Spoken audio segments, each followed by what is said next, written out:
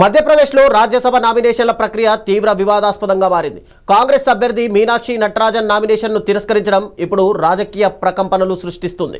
ఈ నిర్ణయం ప్రజాస్వామ్య స్ఫూర్తికి పూర్తిగా విరుద్ధమని మంత్రి పొన్నం ప్రభాకర్ తీవ్రంగా ఖండించారు. ఇది ఖచ్చితంగా రాజకీయ కుట్ర అని ఆరోపించారు. ఈ ఘటనపై సమగ్ర న్యాయ పోరాటానికి సిద్ధమని ఆయన ప్రకటించారు.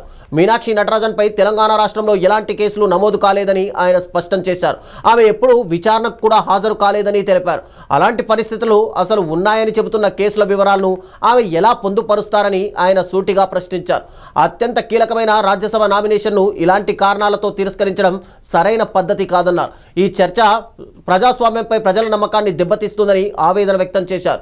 భారతీయ జనతా పార్టీ తన రాజకీయ ప్రయోజనాల కోసం వ్యవస్థలను దుర్వినియోగం చేస్తుందనడానికి ఇదే నిదర్శనమని విమర్శించారు.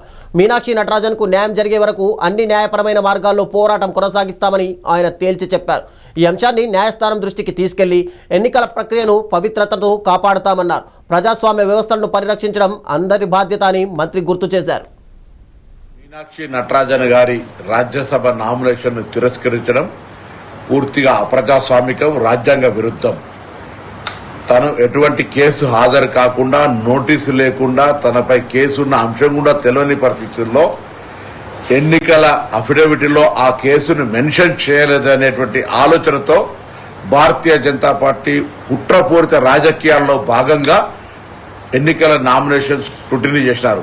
గాంధేయవాదిగా చట్టము, న్యాయము, ప్రజాస్వామ్యం అంటే అపారమైనటువంటి గౌరవం ఉన్నటువంటి మీనాక్షి నటరాజన్ గారు ఈరోజు భారతీయ జనతా పార్టీని అడుగుతా ఉన్న మహిళలంటే గౌరవం, మహిళల కొరకు రిజర్వేషన్లు తెస్తాం, బేటీ బచావ్ బేటీ పడావ్ అనే మీరు ఒక సుశిక్షితులైనటువంటి కాంగ్రెస్ కార్యకర్తగా, ఎన్ఎస్సీ నాయకురాలుగా ఎదిగినటువంటి ఒక గాంధేయవాది నామినేషన్ తిరస్కరించారంటే ఎంత రాజకీయ అప్రజాస్వామ్యమో గమనించాలని కోరుతా ఉన్నాం.